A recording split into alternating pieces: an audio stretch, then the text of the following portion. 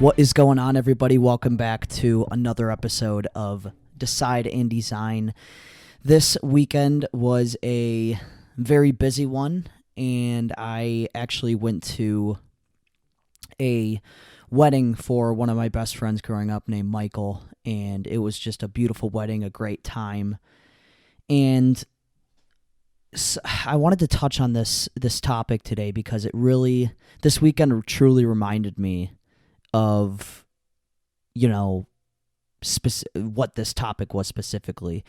And what that topic is having a strong community in your corner.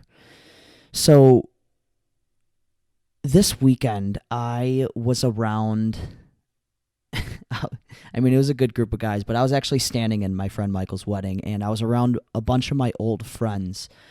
And it really took me back to our childhood, just spending time with them and, really just leaving our cell phones down,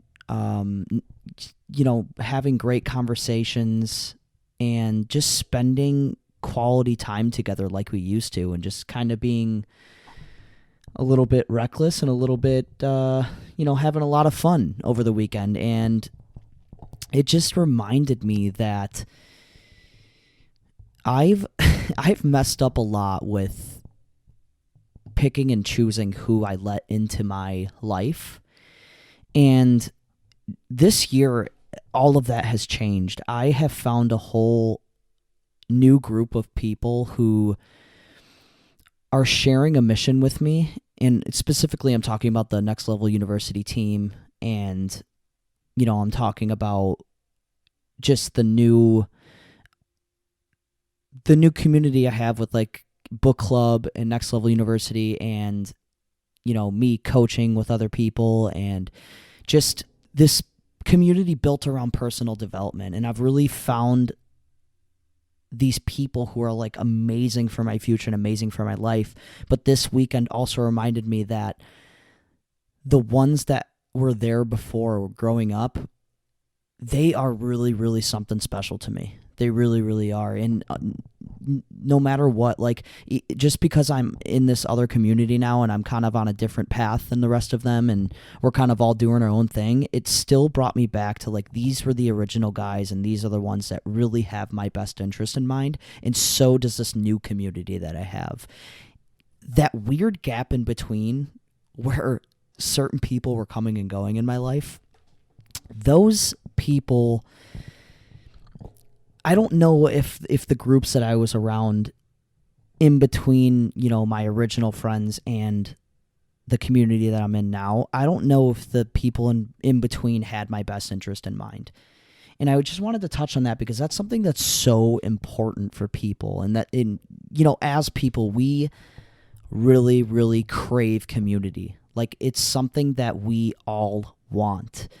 Whether it's being on a sports team, whether it's lifting weights with other people, whether it's starting a business and embarking on a huge journey and, having a huge mission. It's just, we love to do things not alone. And who you spend your time with is who you're going to be. So making sure that you're spending time with people who you aspire to be is very, very important. And I gotta say, I've had a lot of groups where like people did not have my best interest in mind, and I don't think they were the best for my future. And it got me hurt a lot, and it got me into a lot of trouble. It got me into bad relationships. And, I've just been hurt in my past. And I think this year has been a really, really big lesson for me. Just picking very, very carefully who I let into my life, but also not forgetting who are the ones who actually had my best interest in mind. I realized this weekend that those friends, specifically Michael, Jimmy, and Jake, they're like my best friends, the ones that I've known them since I was like 3 years old. I mean, we're basically family. They might have different goals than me now, but I know for certain that they will always support me. They will always love me. And they have my best interest in mind. Whether they're going to help me get to the next greatest mission that I have or not, I know, like, emotionally, they are there for me. So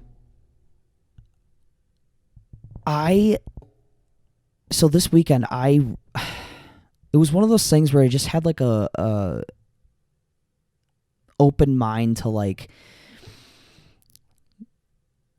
kind of taking responsibility for letting the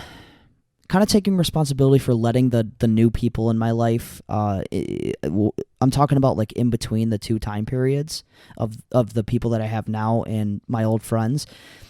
I kind of took responsibility for that part where I was kind of lost and I was hanging around people who, they weren't the best for me.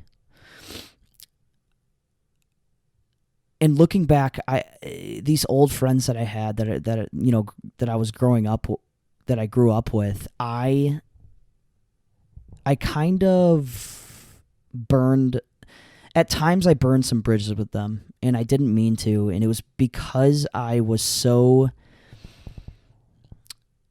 just involved with the wrong people, with the wrong crowd, and I'm still trying to pinpoint why I drifted from my original group, and it might just be the simple fact that we all moved away from each other. But why did I let in the people who weren't best for my future? Why was I letting those types of people in? Because,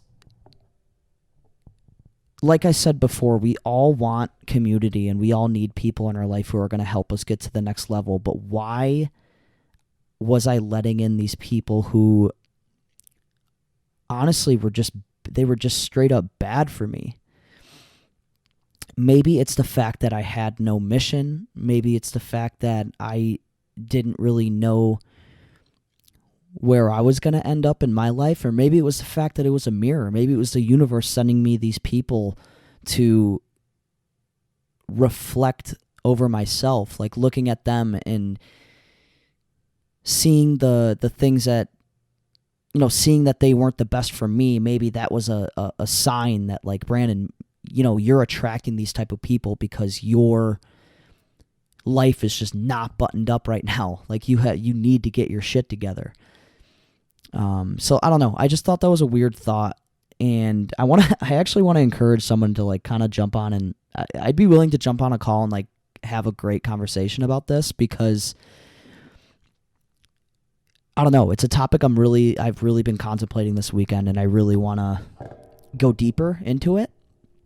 But I want to get to a couple lessons here. So first one, I already mentioned, you are who you spend your time with. Choose wisely who you let into your life. If you have a specific mission, find people who are at the next level within that mission. So, like, for me, if I wanted to be, like, a speaker, or I want to be the best coach, I'm around people who are all about coaching, all about personal development, all about becoming the best version of yourself. That's literally who I'm spending most of my time with. And I also realized that when I started seeking specific people into my bubble, I also did it at work. I kind of got rid of the troublemakers at work, and I started hanging around the people who were better at their craft than me, and the people who had my best interest and wanted me to succeed in my job, and also want the best for me to keep me out of trouble.